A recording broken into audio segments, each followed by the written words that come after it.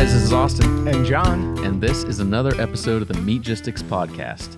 Today is a special episode because we have a special guest with us, a very special guest with us. If you're on YouTube, you can see him. If you're listening, you'll hear his voice in a second, but we have Brett Walton with us. Brett is actually my dad. He is our president and CEO.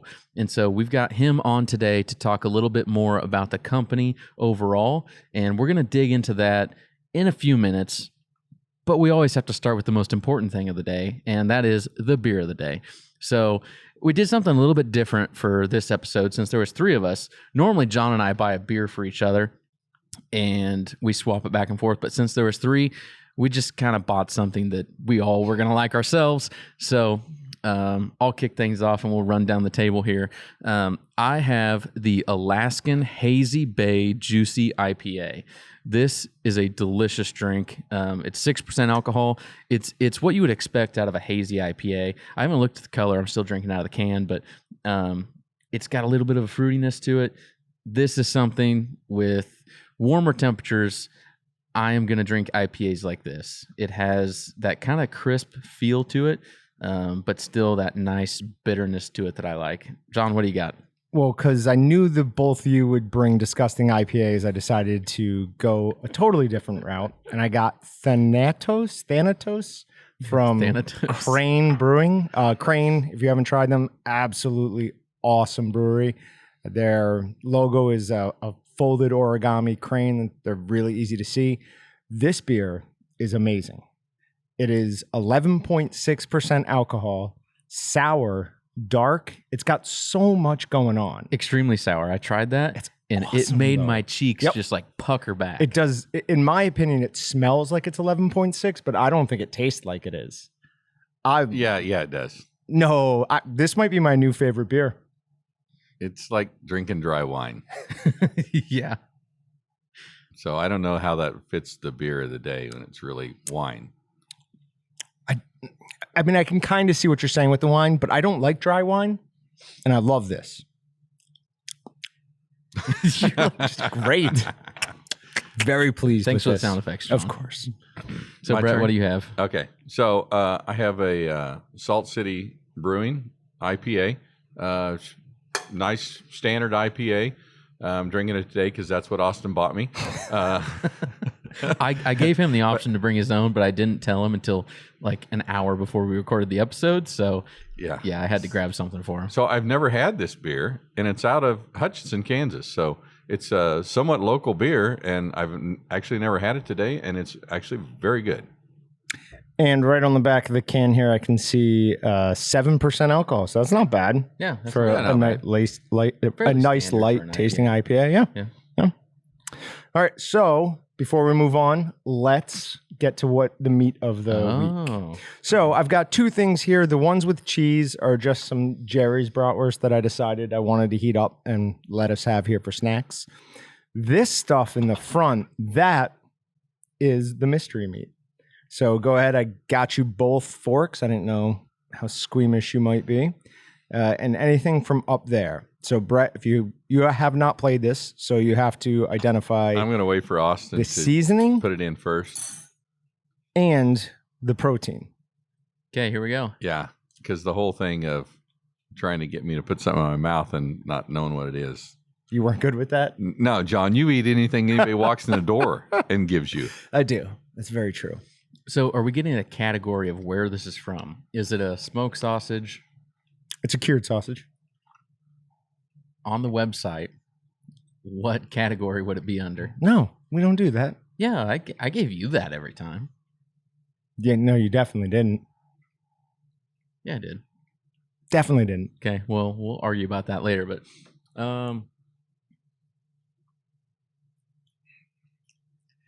this one's interesting. I feel like this is cheating. He goes and looks on our website through all the sausage seasonings. Like, if you can't pull it up in your mind, you don't know it. But none of us have guessed right yet, so we have to guess one of these right. Because I thought this was going to be an easy game to play, and it has turned out to be quite the deal. It has. Did Austin tell you 2 weeks ago he brought in fake meat, that Beyond Meat? Yeah, I knew he was going to do that. That to was you. dirty. The thing was, once he did it, I could totally tell it in the consistency. Really? What it was. Yep. But until he said that, I was just like, it just felt overly dry. And then I was like, oh yeah, no, you can actually feel that. The bison was just awesome. You love bison too, don't you? I like it. Yeah. That local place that makes that bison burger. I haven't had it. Yeah, you have. What's the name of the place? We went there this year for Employee Appreciation Night. The brewery. Bricktown? Bricktown. Yeah. Yeah, Bricktown has bison burger. Bricktown. You've had it. I I've never, we talked I've about never it. had that. No. Okay. I don't think so. Well, you should try it. It is awesome. So how many do we have to pick from there, John? So All of the sausage seasonings. which is about what 100. That could be probably Ish. Okay. 100 different blends right but let's there. clearly, It's got a little heat to it. a little bit. Mhm. Get rid of all the breakfast sausage. It's clearly not a breakfast sausage. Is it truly labeled as a sausage, or is it something else that you dumped in No. to a sausage that maybe was called jerky? Nope. Is it is meant, a sausage. Is it meant to seasoning. be a cured sausage? Yes. We're going to have to turn this into 20 questions. I'll give you 7. I think that with the heat, that there's a decent chance it could be like an andouille type of thing. Is it andouille? Is that your final guess? Yes. Yes, you got it. Perfect. It is andouille. Well Nice. done. And with those tiny little white things in there, I was afraid that was going to tip me off Why? because that's the shrimp that I added to it, Oh. which I know you wouldn't like Mhm. but I'd already locked in that this is what I was going with. It was too late to switch it up. Brett, for some reason, does not like shrimp. Is that accurate? No, any seafood stuff. I don't Any, like. so not just I like you don't fish. Fish is okay, but it's like lobster. shrimp, lobster, none of that. No. That's terrible. Yeah, I know. That's why God made beef and pork for good stuff. I would agree. I'd rather eat beef and pork on any day of the week. Can't than make shrimp seafood, but- sausage with just shrimp, can you? I mean, I kind of did. It's No, not you put just pork shrimp, in there, but- yeah, right? not just The shrimp. good meat. Thank you. You can't just. You can make just pork sausage. You can't just make shrimp. I've been thinking about, sounds disgusting, trying to make cold cuts out of fish somehow. No, Yes. no. Patrick is trying to talk me out of it, but I want to do it. Good man, Patrick. Don't let him do that. I just feel like that would make an awesome sandwich. Well, you could grind it. You could emulsify it like Mhm. you do a hot dog or bologna. But I don't know what would hold it together. Oh, we'd have to use a lot of binder. Yeah. You're going to have something with some more normal protein to it to bind it. You're going to have Yeah, to. maybe. I think so. Cook schedule might have to be different You too. maybe throw chicken in there, just because it's going to That's not a fish tamer cold cut. Yeah, but it's going to be a tamer flavor, and it would give you some normal protein to bind with.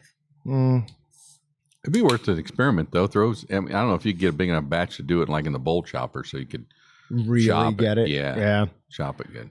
With any type of shellfish, though, I don't know that you would even need the bowl chopper. I think twice through a grinder would get it to that same consistency. I mean, there's so much you water. could get it packed to in there. feed. Yeah. Yeah. So you'd have to freeze it in between grinds for sure. Probably. For sure. Yeah. It's not going to work unless you do that. I found that out the first time I tried to grind shrimp. I'm like, oh, well, that's not working at all. But then, yeah, freeze it, get it up nice and cold, and it'll go right through. All right. Yes. So well done. That is a point. Yeah, so we will probably have another Meatgistics University write-up and video on something about there Yeah, I'm doing coming that. up soon. Eventually. I don't know about soon. Okay, quote unquote soon. Right. Not like 2 years from now, but sometime here. So from there, we will maybe transition a little bit as we kind of keep eating on the meat snacks here, because the brats and the andouille is very good. I hate to give John props, but good job, John. We will flip over to who is Brett and why is he here? So, as I said before, Brett is our president and CEO. He has been around for a very long time.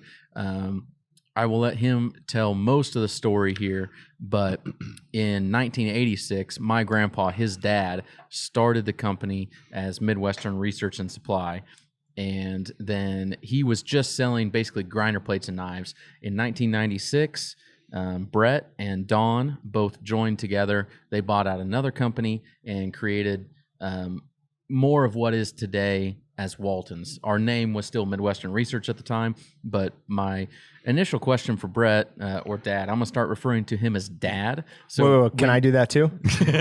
For today only, John. Just today. If you hear it's a me special saying, day. If you hear me saying Dad, but I'm not calling you son, okay? You're still John. So, Dad, what was the early years like when you joined in 1996? When you and Grandpa bought out Hawley Harneds, what was the company like? Can you give us an overview there? Okay, so in 1996, my dad said, "Hey, why don't we join together and go buy this other company?" He basically had one part-time person working for him, who was my sister, who's still here today after over 25 years, and still works for us. So we decided that we would, mortgage all we had and buy this other company. And there was about 6 employees. I think that was counting me. There was 6. Okay. And so one of those employees is named Kurt Carter, and Kurt still works for us and has done sales for us ever since. So in the beginning, Kurt and I jumped in an old van, and we decided that we would go on routes out of Wichita, out around Kansas or into Oklahoma, and we started going out and calling on commercial customers, and both of us knew nothing. And we went in, and customers say, what are you guys selling? And we would say, what do you need? And we probably had, a couple hundred items in the warehouse at that point, probably, with some seasonings and casings and parts and equipment. Yeah, and so today we have about 4,500 items in the warehouse. So from the initial couple hundred to 4,500, and the volumes on those have drastically increased. So how would you compare the first building that you guys were in to the building we are in now? Well, that first building that we had that we were leasing was 6,500 square feet, and it had one overhead garage door on it. And now we have 50,000 square feet and 4 truck docks and some overhead doors besides that one. Much different, but a lot more people in the building. Back in those days, though, we had purchasing, sales, customer service, the guy that unloaded trucks, and I was all those. and then we took turns cleaning the bathrooms too. Yeah. You never did a very good job, because I remember those bathrooms and they were still dirty.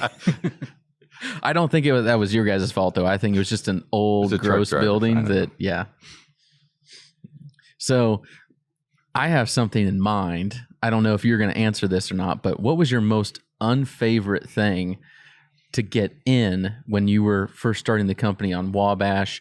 Not just at the beginning, but while you were at Wabash.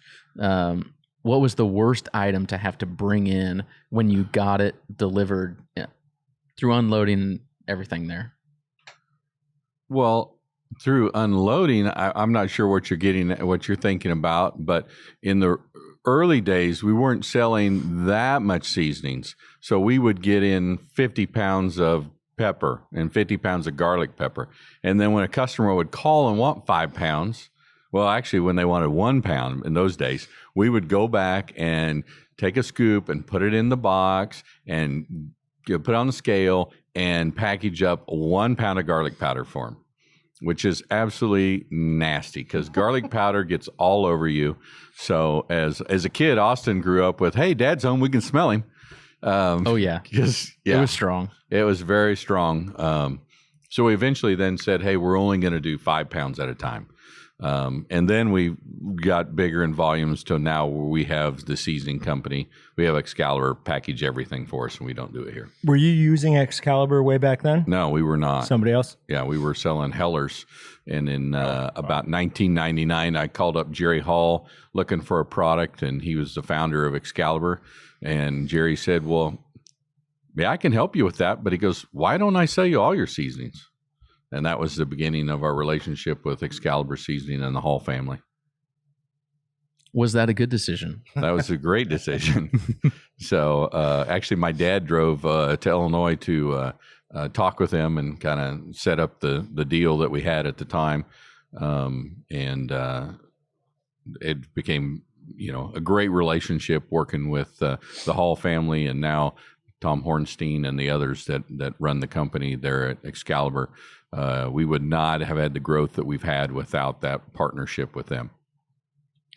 So speaking of Excalibur, we have had John Brewer, their national sales manager. I don't remember his exact title. I want to say it's that, but we've had him in studio before doing some stuff, but we'll see if Excalibur's listening. But they are on our list to have someone come in and be a guest on one of our podcasts here. Sure. So make sure you subscribe and stay tuned, because one of these days we will have somebody from Excalibur in here to talk a little more in depth about them. But they've definitely been somebody that we've kind of grown up with, because like Brett said, it was basically the first 3 years that we were selling Hellers. We moved over to Excalibur, and then since 1999, so it's been quite a while. It's been pretty much all Excalibur. But I was so when I asked you the question, Dad, I was going to say Brett again, but I said I was going to call you Dad. So when I asked the question before over what was bad, I had two things in mind. One of it was the seasonings and dealing with that and putting them into smaller packages. But the other one, see if you agree on some of this. I never had to do it because I was too small to drive the forklift or deal with anything at that time. But how was sawdust back in those days? We just had to drag it to the back of the trailer because we couldn't drive into a trailer. So we had a forklift and we had a long chain, and we would hook it on the pallets and drag it to the back. I just remember a lot of stories from you and Kurt talking about, it was always raining that day. Oh, yeah. We had to do it out in the middle of the parking lot. So if it was a snowstorm or if it was raining that day, and it did seem like it was typically raining, we get a semi of sawdust in. So you got 42 bags of sawdust on a pallet, and you have to get them back there. We had a really nice forklift, though. It was built in 1912, I think. And it did have power hydraulics going up and down, but no power steering. So now, pretty much, I don't know about Cole, but the rest of your children have at least worked here at some point. Yeah, all four kids have worked in the business growing up at some point, yes. And one thing I've heard three of them complain about for sure is the smell of fibrous casings. Yeah, I don't get that at all. Either. No. I don't get that at all. They hardly have any smell. Complain about liquid smoke. That was much stronger. Yeah. No, but liquid smoke smells okay. You need to package fibrous casings for 8 hours plus straight with bare hands, messing with everything. We gave you gloves. When I was 8, I don't know if I used the gloves or not. Those were it maybe smelled days. Through the gloves. I think I'm past statute of limitations here, but I might have not been using gloves. And then the other thing, Allie and I think Dylan, but it might have been you, was creating the plastic chains for the scabbard. Oh yeah, scabbard chains. Is that really that bad? I had no problem doing it, right? But I can grasp when they start doing it when they're like 8 years old or something, that it was maybe a little tough on them. It was a little hard to cut those things, and so we had another large company in the country here that would buy hundreds of scabbard chains at a time, and they're to hold your scabbard on. They used in commercial processors, and we actually made those. Here, so we had a little board with nails on it, and you'd pull it out and cut the chain and put hooks on it, and it was pretty simple, and they got paid really well for doing it. I'm sure. I don't know if really well is. I'm pretty sure it's more than I got paid. Yeah, as a kid, like sitting on an old Alice tractor or whatever. Yeah, but you got to think about how old you are and inflation, and I should have been making like $20 an hour doing that. No, I'm kidding. How do you go from 0 to 20? Call that inflation. No, the biggest thing I remember about the plastic scabbard chain sets is that I would get, not yelled at, but I would get a stern warning. You said you were going to make these. I have an order for 100 of these, and I need these by Monday. And so it'd be like a Thursday or Friday, and I had been neglecting making chains for probably a couple weeks. And Dad would come in and go, "You are going to make these." And that was probably my first job. I was going to say when I was actually working in the warehouse or something, but the scabbard chain sets might have been one of the first ones. And you were easy going about it until the order came in that was more than what you had in stock, and you're like, "I gave you all this time to do this. Why didn't you do this?" And I'm just like, I didn't want to do it. And Austin was sitting over there playing with action figures. Yeah, I was doing something else. I'm for that. 4-year-olds shouldn't be able to do this. So Austin's really first time he was really working in the company would be, as many people out there probably know, that have multiple kids. With 4 kids and growing a business, if there was a summer break, spring break, whatever from school, and I'm going on the road, Sandy would be like, "You take one of these kids with you now, at least one. You have to take at least one with you," because I was traveling a lot. So Austin spent a lot of time on the road with me. He's been in hundreds of meat processors because back in those days, we weren't shipping everything. We were delivering it. We don't do that anymore. But in the early years, we delivered a lot of what we sold. And so I would run a truck out. So Kurt and I were the two that would run trucks out. And if one of our kids were out of school, then they were riding with Dad. So it was either Cole or Austin. And how they got paid, it was they asked me that. Of course, they're like 8-10 years old, and they're like, "Dad, are you paying us?" I'm like, "It's all you can eat and all you can drink." There you go. And so they would get a big old Coke and a Miller Lite. No, you were drinking Miller Lite. I'm kidding. And candy. And then when we go in these meat processors, they're like, "Oh, look, Austin's here," because they're almost all family businesses, you know. And so here they'd pull out snack sticks and jerky and all this stuff and hand him these bags full of stuff. It's and I'd look at him like, "I've been coming here for years and you never gave me anything. I bring the kids in and you load them up." So then we'd be in the truck going to the next round. I go, "Hey, buddy, would you share with Dad a piece of jerky?" What was your most favorite and least favorite state for routes? Well, when I was on the road, This is a politician's answer. I was mainly in Kansas. I went into Nebraska a little bit and Oklahoma a little bit, but I was probably on the road the first maybe 8 to 10 years. So we were still delivering when I was on the road. It's a long time. So that's a long time. So getting into our next segment, that is Meat Matters. Some great alliteration there. It looks like AMP, and this is something you go to every year, is going to go on as scheduled. It's going to be from July 30th to August 1st. So that's a little over 2 months away. So we did say what AMP was in a previous episode, but Brad, if you can start out, what is AMP? American Association of Meat Processors, and that is the association that a lot of the small to mid-sized processors around the country belong to that organization.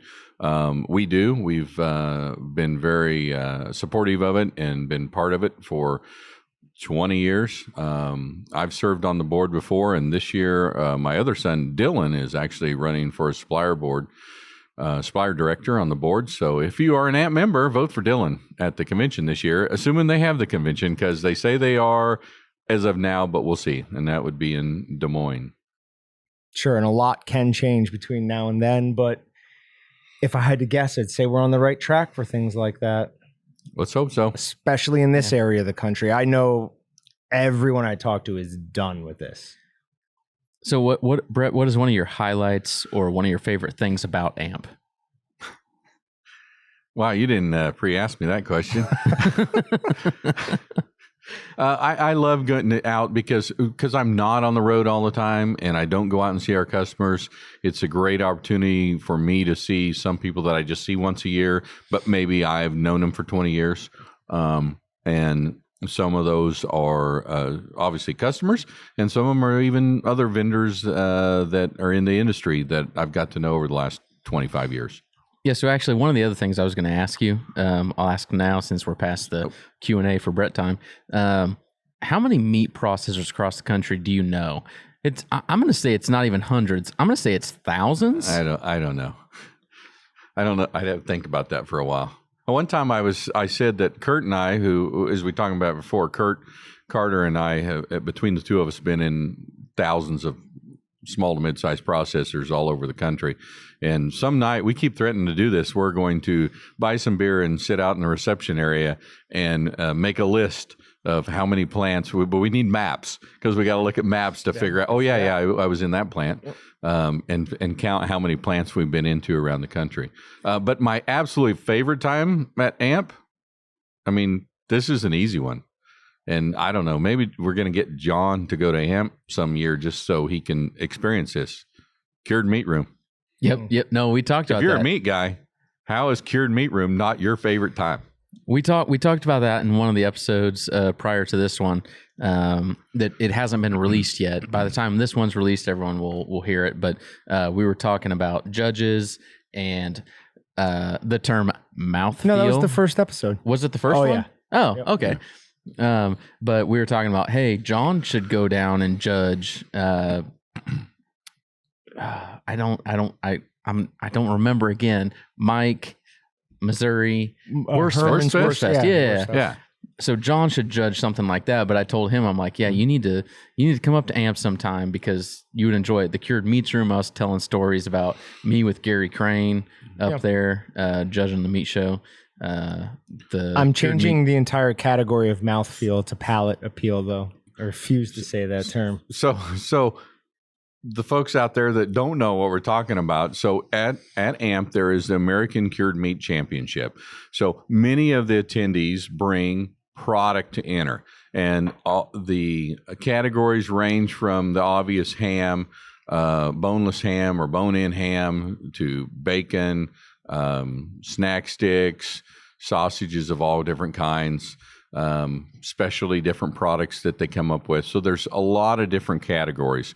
So after they judge all of these products, then they open up the Cured Meat Room for sampling. So we walk in, those of us that are professionals at this, we have our own little special knife. That's a sampling knife. And you walk around and cut off pieces and eat samples of stuff. And obviously you go straight to what they've already pinned as the grand champion or the reserve grand champion. And you find the classes that you like best, obviously. So there's different areas I'd go to, but one of those is definitely going to be dried beef. I can't wait to go to the dried beef section of those competitions. We also do them at the state levels. So each state association has their cured meat show as well. So we get to do this numerous times throughout the year, but at AMP you have, 40 entries into the ham. So go ahead. How about that? Do you have a favorite state AMP? Like, is there one that you look forward to going to all the time? This is absolutely where I get political. Okay. And John, I really love them all. Just because I haven't been to enough state conventions, I will at least partially answer that question, but only based upon one reason. One reason being at the state level, the one that I get to take like entire products home from is Kansas. Uh-huh. So I love the Kansas show, but we're based in Kansas, and so we're really familiar with everyone here. Everyone in Kansas knows who we are. We know who they are. And so when they're done with their cured meat show, they go, hey, go in and take whatever you want. And I'm like, heck yeah. That Grand Champion bacon, that one's mine. That Grand Champion dried beef, that one's mine. That is one of the coolest parts about it. But I don't go enough to all the different shows. I don't know if all of them do that, but Kansas, I love that one just because that's the only one that I've been to enough that, I come home with a Grand Champion, this, that. It is some of the best meat you've ever had. And it's just a little side deal there is Kansas does give that to vendors where most states don't, but all the states I know, plus at AMP at the national, when they're done with those competitions, they'll donate that to the local food bank. Sure. It's the right thing to do. Yeah. Now, you're a very humble person. My answer for his question of favorite part or memory definitely would have been you've received numerous awards for being supplier of the year. I definitely would have gone to those as my, I mean, maybe it's because I'm from New York. I don't know, but that's, those are longevity awards, John. You just hang around long enough and they like, oh, it's his time. So, you know. How is that not impressive though? I mean, staying in business for how long? So this is just past 24 years that I've been here. Okay. Yeah. So about 30 almost 35 years for the company. That's a quarter century. That's a large accomplishment. So that would have been what I said. That makes me really feel old, John. Thanks a lot. Make him feel old. Thank you, John. He's I can't. Do I approve his bonuses? Salary? John, don't look at your email Monday morning. Will I be able to log in? I don't know. All right. And then a couple other meat matters things I wanted to talk about was for the first time in months, cattle slaughter was up this week. Yeah. That was just 6.4% over last week. And it had dropped, I think, 24, 30 another week. So it had been going down, but finally maybe a little bit of recovery in that industry. We've got to keep the beef and pork portions of the food supply chain moving, or we're going to have some real problems in grocery stores. Yeah, so I heard from Dylan is our VP of sales, my brother. So he's part of the family. Obviously, if he's most my days, brother.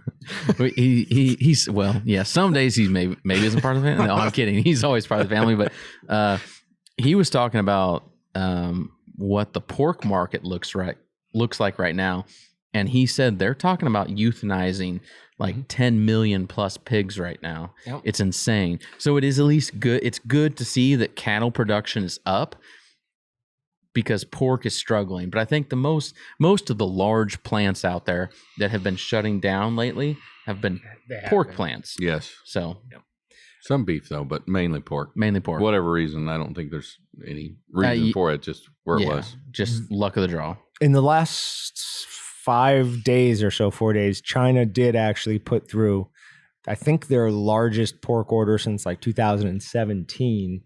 So, I mean, that's at least a little bit of good news. It'll probably hardly make a dent.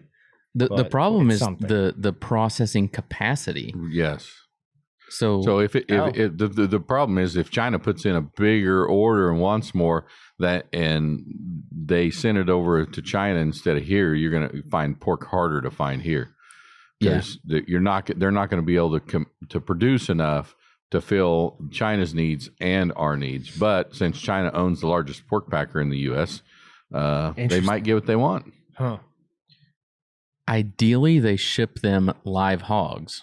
I don't know if you can do that. I'm assuming you can't. I don't think that. How would you keep them alive? Yeah, I don't know. But that's the issue right now is live hogs can't be processed because there's not enough processing capacity right now to do it because too many plants have shut down. So honestly, China could be doing it just to kind of jab at us. I don't know. Are they doing it just to mess with us? I could see it, but you don't know. And then for a new product that I'd never heard of before from Johnsonville called sausage strips. It looks like they just made a skinless sausage and cut it into bacon strips. I'm absolutely buying some of those as soon as I find them. Whoa. So you can just run those off of a Colosimo. I mean, that's just a Colosimo. Yeah. If it's a sausage strip, run it off of a Colosimo or a... Yeah. Yeah. What are the other smaller ones we have that make the set up to make jerky pieces? But yeah, just run it out as a fresh sausage with a heavy on the fat. How would, okay. Yeah, that would work. Make sure you send me the email. What? When the samples are made, make sure you send the email out to me. Yeah. Okay. So I just use a sausage seasoning and do that. We don't have any of those though. Didn't we send our last one as a demo? Are we talking about the jerky maker? Yeah. Yeah. No, we have one of those. I had 2 of them back. You did have 2 of them? Yeah. Mm-hmm. We sent our last one somewhere, didn't we? No. There's 2 products like that. So we're talking about like a restructured jerky maker. Mm-hmm. Yeah. Okay. I have another one, the Rapid Patty Maker. That one is on its way. So you were just super excited that you had that on its way and decided to jump in with that because they're nothing alike. They're similar. They're both John and I are having a conversation. They're ground and reformed. They're ground and reformed products. But the manufacturer I've been talking to about this, I think we can get them to make the all around jerky maker. That'd be awesome because it was a great little product that I don't understand why they discontinued it. So actually, no. John, actually, I have 2 of them. It's actually back. I have 2 if you want one. Okay. The all-around jerky maker is back, right? Yes. Yeah. Yeah. So we I have don't have to worry I don't about know that. if they're here yet. Oh, I was going to say it's not on the website. But I know I have 2 of them. We are expecting some more of those in? Yes, we are. Oh, yes. Okay. Yes. Well, that'll be great. The price is going to be like 3 or 4 times what it was. Seriously? No, I'm joking. Oh, okay. It'll be the same price. No, it's going to be more. Terribly surprised. Will it? Yeah, they raised it. Oh. Yeah. Kill it. It won't be much more, though. It wasn't much, no. Yeah. At literally twice the price, it was worth it. I'm not kidding. It was a good product. It's simple. It was hard to break. It made perfect restructured jerky. There was a ton of different things you could do with it. You could put in the 3 holes for the skinless snack sticks. I mean, it was really useful. Yeah, it was like a little Colosimo press. Yep. Yeah, I was amazed when that was canceled. All right, so for featured seasonings this week, we're going to talk about the H110C breakfast pork sausage seasoning. Are we really? Because you couldn't guess that right on one of the last podcasts. But it got me thinking about it, and it is one of, if not my favorite, of all the breakfast pork sausage seasonings we have. Yeah, it is very, very good. Great classic taste with just like a hint of heat, nothing crazy. And we added cheese to it so that we didn't have to add cheese to our breakfast sausage sandwiches. I mean, we still did put cheese on top because why wouldn't not? you know, Yes. no reason not to. Can you have too much cheese? I don't think it's possible. Okay. I just want to verify because I would say As long no, as cheese isn't your first ingredient on your label. Whoops. It needs to at least be your second ingredient. There you go. Yeah, no, that's a fair point. Now you got one of those sandwiches. What did you think of it? It was amazing. Now, I was in like a... I didn't. Yeah, Brett didn't. You got left out. I knew I shouldn't have said that. I did Halfway through that sentence, I was like, this is not good. I did not get to eat it warm because I was in like a 5-hour long meet. Literally, it was actually like 5.5 hours. Going through some stuff here internally with a couple of the departments. But I threw it in my fridge. It was my lunch at about 3:30.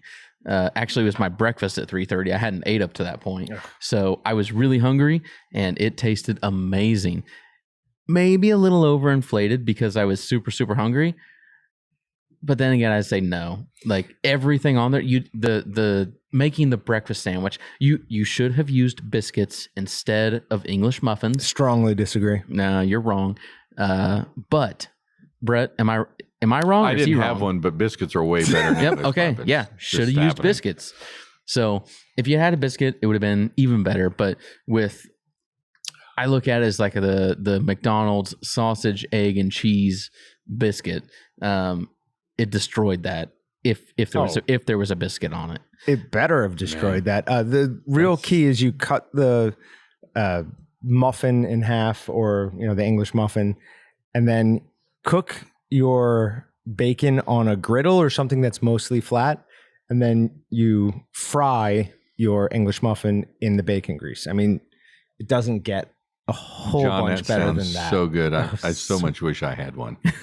I wish I would have been here to do that. Oh, I probably was here and just nobody called me, emailed me. Yeah, that's 100% accurate. I'm sure you were here. Yeah.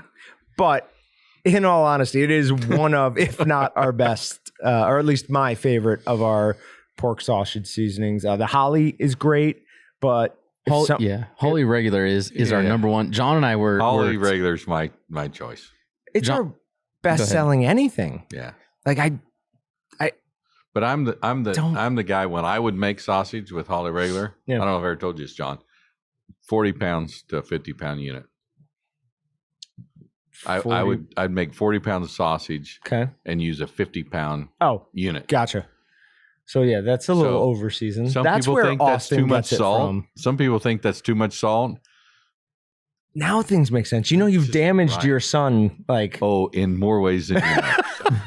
He cannot put the recommended amount of salt on something. He goes way overboard. So if sausage is like 2 to 3% salt, like recommended usage, I'm going to say it should be like 8 to 9% salt. He's not kidding. But there's more in there than salt. I mean, there's other seasonings that it was just I love that flavor as much. I just want it bolder.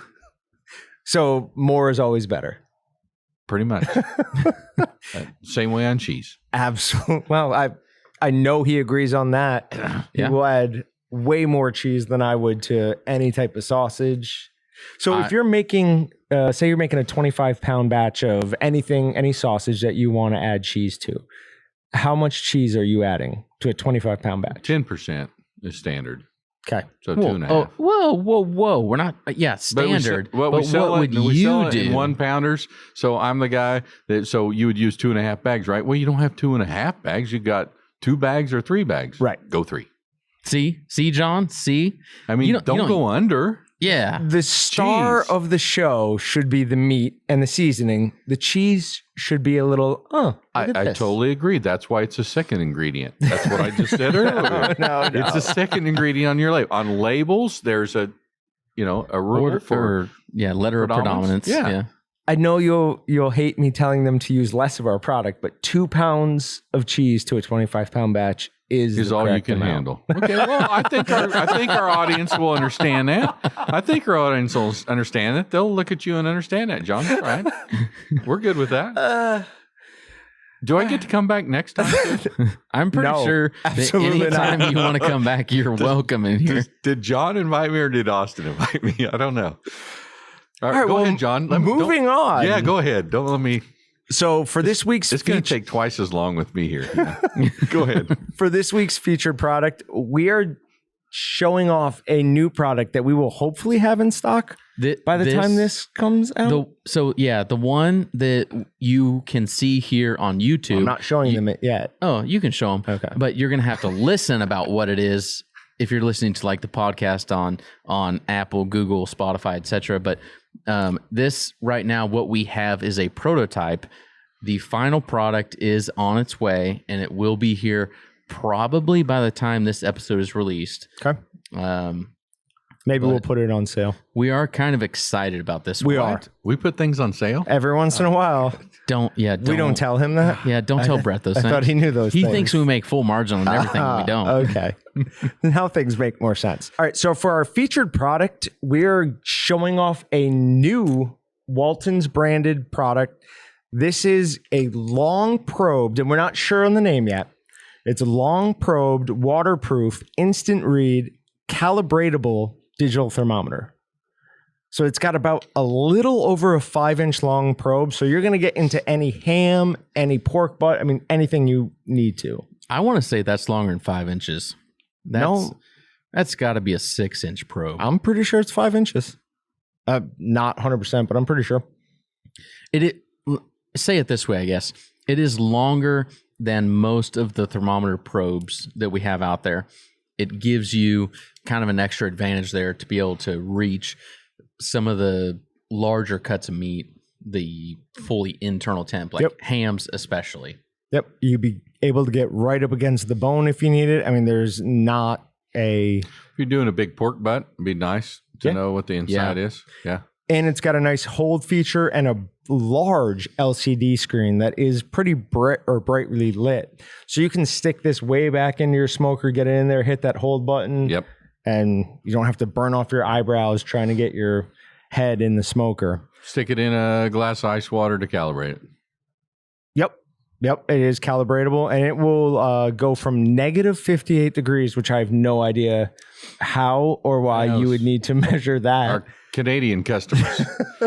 Up to Alaska customers. If they just want to know what temperature it is outside. I try to set my air conditioning to negative 58 and it only gets to about like 52. That's it. I'm still trying to like test that thermometer truly, but my AC won't go low enough. So how high does it go then, John? To 572 degrees. I'm liking that better than that negative 50.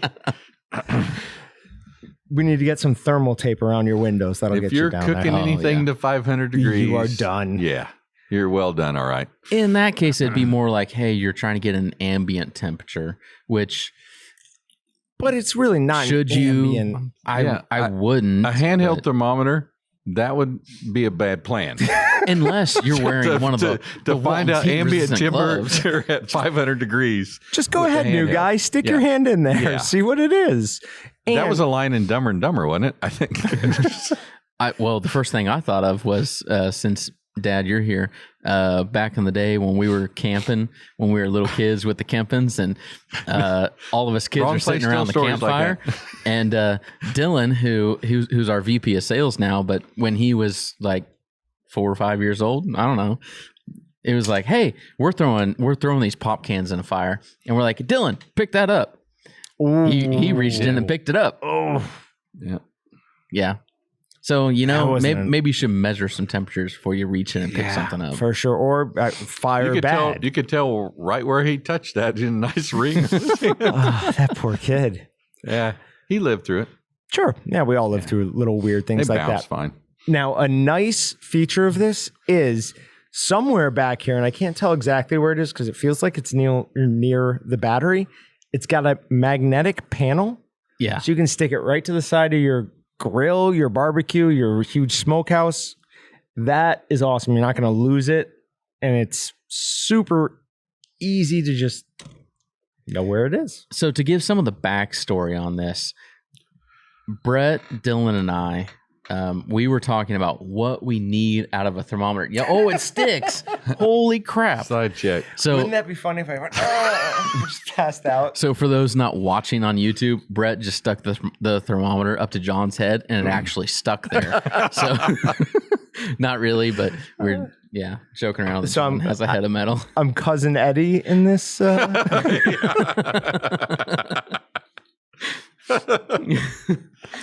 So we were talking about what do we want out of a thermometer, and we basically just started saying, hey, we want this, we want this, we want this. Talk to the manufacturer, and they're like, yeah, we can do that. And then we said, well, but we also want this and this and this. And they're like, yeah, we can do that. And then we're like, we want this and this and this. And they're like, we can do that. So we got everything that we thought we could need out of a thermometer that's going to work from the backyard barbecue all the way to a commercial meat plant that is testing temperatures on different products, all the different options you need there, into something that is honestly a fairly cheap price. The price is not released yet. It will be cheap. We'll let you guys know. It'll be cheap. Inexpensive. There you go. Okay, inexpensive. It is not. No, it's not cheap because I know what we paid for it. And pretty importantly, it is a beautiful orange. Yes, that was one of the requirements. Feature. It needed to be Walton's orange. That is really, really close to our exact shade of orange. Yeah. So, I'm saying something nice about orange. I do also want to note for those that are not watching on YouTube, John is wearing a hashtag Team Orange hat today. So, your dad was on the podcast. It felt like the proper amount of respect to show. Hey, John, maybe next time I will order some blue. I absolutely think you should. And then we'll just see who can sell more. Because whatever I can do to help you guys sell more, I'm in. Honestly, we probably would. For anyone who doesn't know, on Meatgistics, we have teams, Team Blue and Team Orange, and Austin is the head of Team Blue. I'm the head of Team Orange. So we just... And I'm winning. Yes, you weren't until... Waltons and Meatgistics when did you get are both head of Team Orange. A while ago, he made a really sad plea during one of the live streams, and I just didn't have the heart to respond. Even I felt like... Are you kidding me? Like, you should go ahead and let him win. I felt bad for him. No, you just said Austin's the head of Team Blue. No, I said Austin's head of Team Orange. Didn't I? I would love to check the tape. Oh, we're going to check the tape. Yeah. Technically, I am the head of both. That's actually fair. And he just went along with it. So you guys are so confused. You don't even know what team you're on anymore. Oh, I'm almost positive I said Orange. We're on whichever team is winning, to be honest. We're both front runners here. All right, so that will be out hopefully around the time of this podcast. If you're listening to this and you go and it's not there, it will be soon. And when it comes out, we will send out some stuff on social media. We'll send out some emails because it definitely is going to be something that people are going to want to check out for the price we're planning on putting it out there at. Absolutely. And then for a Meatgistics update, Papa Sop had a great post. He called it Team Orange. He called it Coronacation, where he made 5-pound batches each of the 110 Southern pork, the Hatch Green Chili, the andouille, and the Philly. He seemed to really fall in love with the Philly brat. A lot of people really like that one. It's a really good brat. So, have either one of you guys ever been to Philadelphia? Phil? No, but I have met Papa Philadelphia. Sop. Okay. Yeah. Yes, you did. Yes, you did. So in Philadelphia, when you're getting your Philly sandwich, they ask you if you want it with or without. So it's a whole big thing there. And it's not like, do you want it with onions or without onions? It's Cheez Whiz. Do you want it with Cheez Whiz or without? And when I was going down there for my first ever official Philly cheesesteak, I kept hearing that. I'm like, there's no way I want Cheez Whiz on this. I'm like, that just sounds terrible. And so we went down, they sent us down to one of the main places, famous places. And he's like, with or without? And he could see me agonizing over it. And he goes, listen, man, if it sucked, we wouldn't put it on everything. It's not the Cheez Whiz you're thinking. I'm like, okay, then with. And it was awesome. So we need to find whatever that is that makes that Cheez Whiz and try a brat with that on it. So is it not like the trademarked name Cheez Whiz? Nope. It is like it. It's something else. It definitely did not taste like regular Cheez Whiz. It was really, really good. So we got to try something like that. Did we not? Excuse me. Great city, actually. A lot of fun. Oh, I'd love to go. Oh. Yeah. So when we went to AMP, when it was in Lancaster, we didn't go through Philadelphia. We kind of went close. We didn't stop. Okay. Limited time. They were probably shooting at you. Limited budget. So back in those days, very limited budget. Yeah. On to customer questions, and this is where you guys can send in things to podcast@waltonsinc.com. If you have a question you want answered, if you have a topic that you want covered, we'll go ahead and do some research on it and talk about it here. Research. We know everything, John. We don't have to research anything. I mean, that's fair. In this building, generally, you don't have to leave the confines of this. If honestly, it's something meat related. There is one of the people here, which most of the time, it comes down to Brett and Kurt, the two guys that have been here probably the longest. Dylan, Andy, you, me. Someone in here knows the answer to it 99.9% of the time. Yeah, there's a lot of meat processing experience within these walls. I mean, there really aren't too many questions. 600 years. I just has he done the math? Yeah. I would have gone higher. I said 2,000. That might be high. I don't know. No, the thing is the interesting thing in the way we've done business over the last 25 years is, if we don't know, I'm pretty sure we know somebody that knows. Just over the years, we've been blessed with a lot of great relationships, not only with our customers, but also with a lot of the guys at universities and run the university, the professors that run the university programs. Got to know many of those guys, and between them and then our customers that are processors that have a lot of experience, it would be almost impossible to ask a question that we can't find the answer for. But you're right, John. A lot of that is in-house. Yeah, absolutely. But so this is from Jeff and Rhonda Onan, and they're saying they've been researching, trying to find how to wrap pork or beef properly with freezer paper. Not found a good video explaining or demonstrating this. I've also been told to use an iron to seal the poly side to the paper side. Sealing the wrapping paper, no need for tape. I've not found any video for this. We've tried it and it amazingly works. Struggling to find professional videos. So do you have any videos on that we can watch? We don't have a video on that to watch. Now that is something that I think more commercial people would use than a retail guy. But before I pass a good amount of this over to you, I do want to point out, do not put a hot iron near your meat when you're getting ready to put it in the freezer. That is not a good idea. So with that said, John, I was in a plant at one time that had a hot plate, and they would actually wrap and then stick it on that hot plate instead of tape. But I've been in thousands of plants, and I just remember one of them doing that. And tape's a lot faster and a lot better. Yeah. So basically there's multiple levels there. So you have butcher paper, which is just the white paper that has really no value other than you can't see through it. And then most people that use butcher paper will use a poly wrap inside of that. Mm-hmm. Then your next step up is freezer paper, that you have a poly film inside attached into the paper. Then your next step would be like a shrink wrap, we sell a cryovac film that goes. You put the meat in it, goes through a tunnel, it shrinks it around it. There you still have some holes that oxygen can get through. You have very little freezer burn for the first year probably with that, because the holes are so small. Because once the film shrinks around the product, it reduces those holes. But you have to have the holes to let the air out. And then the best, which more and more people, the majority of people do anymore, would be vacuum packaging, where you're putting the product in, you're removing the air from it, and then sealing the bag.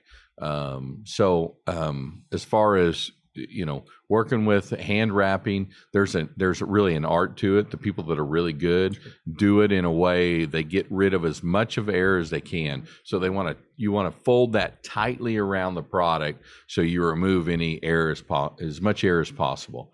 But the thing that I would like to point out to people, just because you can't see through the packaging doesn't mean oxygen's not getting through it. So if you're using freezer paper, and we sell truckloads of freezer paper a year, you're not given the best protection you can give. The best protection is vacuum packaging, and that bothers people because they can see it. But the reality is, the oxygen transmission rate on a vacuum package is very much less than freezer paper. Yeah, even with the poly wrap. Yep. So, but if you're doing freezer wrap, tightly wrap it over and use tape. It's way better. It's way faster. Yeah, I was going to say the difference in cost between tape and what it costs to run that hot plate was nothing, maybe even cheaper. Yeah, tape's not expensive. Yeah, absolutely. And our freezer tape works really well for a long time. Yeah. So from a retail perspective, we sell far more vac bags than we do freezer paper, right? Yeah, because I think some of that is because, like my dad was saying, is people that wrap in freezer paper.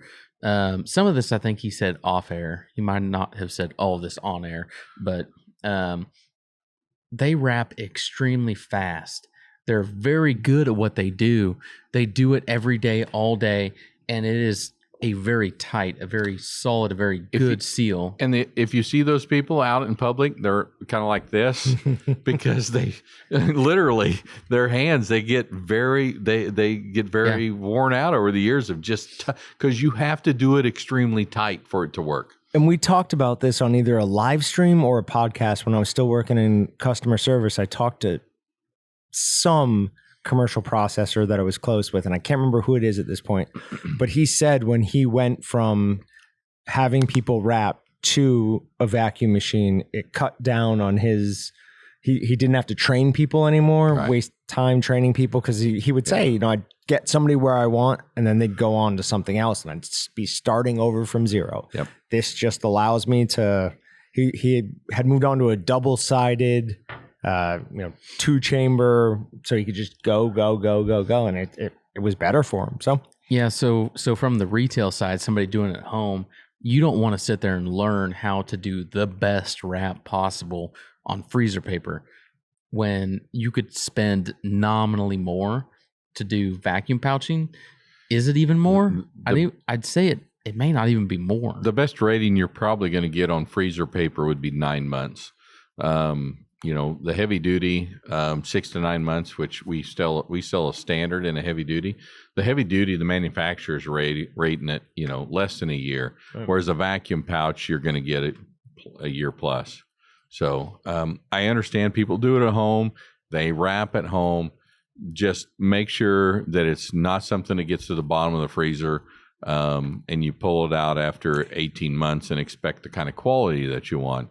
So if you've taken that time to process that, or if something you've went out and hunted, do the best you can to make that a great product so that you enjoy eating it.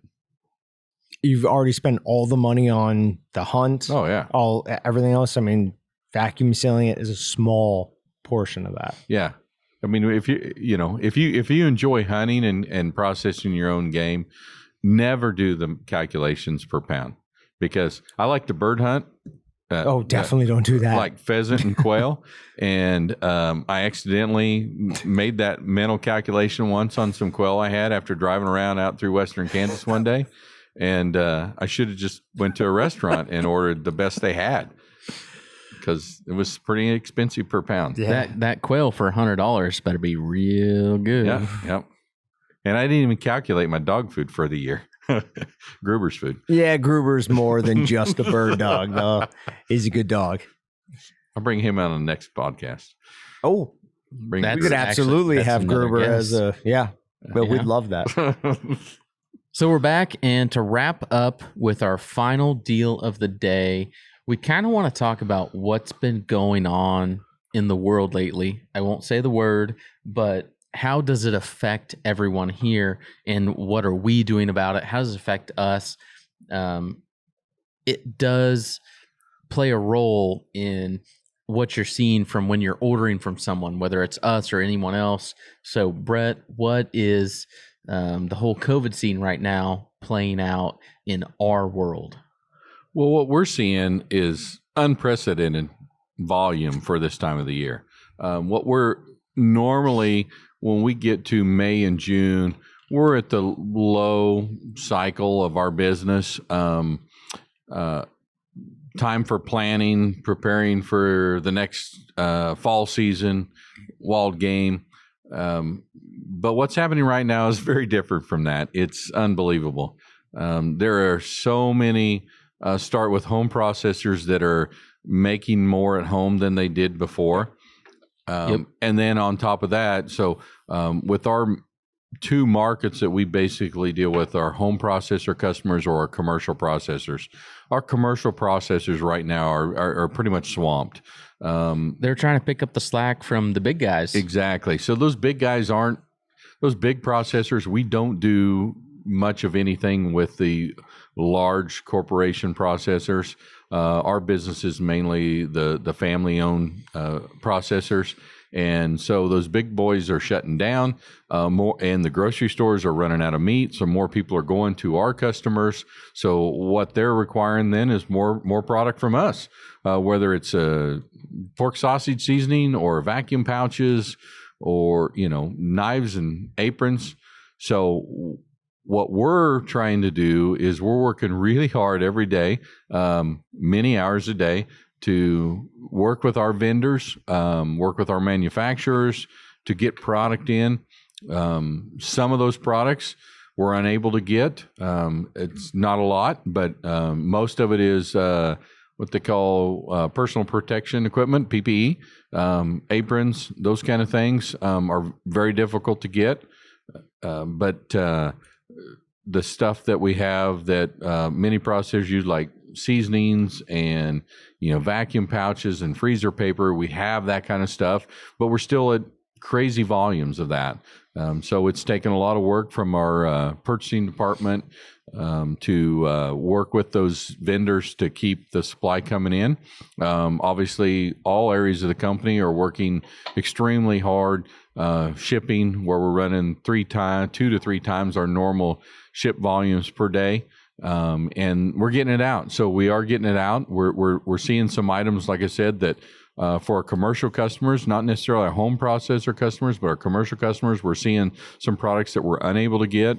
We're doing the best we can at explaining to them what our lead times look like on there. If we know some things we don't know, but we continue to produce orders out daily and are making plans for the future and what that might look like for the next couple of months, or even looking into the fall and what that might look like. Yeah. So what are the products right now that we're definitely short on? Is it just PPE, like aprons, gloves? I'd say the majority, 90% of it is PPE products. Yeah. Okay. So it's either a glove or an apron or a hairnet or something along those lines. There's sanitizers. There's some sanitizer, some of the automatic dispense sanitizers that we sell. Although we do still have hand sanitizer, we do have quats for sanitizing areas, and all those things kill the COVID-19 virus. So we do have items in stock. So just to jump in here real quick, at home, if you're getting ready to make some sausage or whatever with a bunch of your friends, you might want to buy that extra pair of gloves or whatever, but think about it for a second. By not buying that, you might ensure that a business that supplies the food chain with beef, pork, whatever, might be able to stay open for, even if it's an extra couple of shifts. That's a huge amount that goes into the food chain. The thing is that we want to encourage people, whether or not you're buying from us or you're buying from your local grocery store, don't hoard stuff. That just makes the supply chain extremely difficult to keep up. As a distributor as we are, if somebody gets afraid of it, it's like a run on the bank in the old Westerns, Toilet paper. Yeah, it's like toilet paper. There was no need to go out and buy 10 times what you need. Nope. And what that did is just took from your neighbor. And so buy what you need and trust the supply chain to be there for most things. If we run out of aprons, somebody can reuse that apron longer than they normally would. We're going to get by. We don't want to run out of seasoning. We're not running out of seasoning. I'm not saying we are, but I mean, those are kind of things that, we have to produce. We can use an apron again. And then, as always, I think we've said something about it almost every podcast.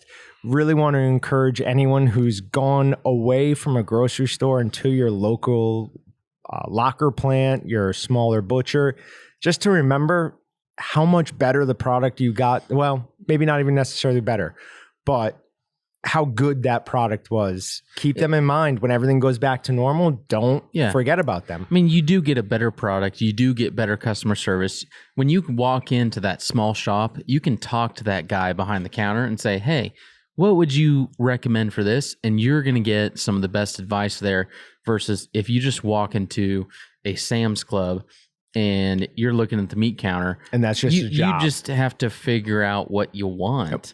But walk into your small locker, butcher shop, meat processing plant, and ask them, say, hey, what would you do with this? And I think a lot of people have been doing that, but keep doing it because you're supporting the small business of America right now by doing that. So hopefully we continue to see kind of that shift to the small business out there instead of just the Walmarts and Sam's Club and Target, Dillon's of the world. So I would like to thank everybody out there, our regular customers that are buying during this time, and they might notice especially if they call in, we might be a little more difficult to get a hold of because we know that the volumes that we're experiencing right now are causing a little bit of strain through our phone system and handling the volume of calls. And to give us a little bit of patience there, we really appreciate it. We are doing, and sometime maybe in the future, I'll be able to come on and talk about the things we're doing because we are pretty much constantly doing things to increase our ability to produce orders. And but certainly through this time, we have numerous projects going on throughout the company that will help us to handle increased volumes even without the COVID thing.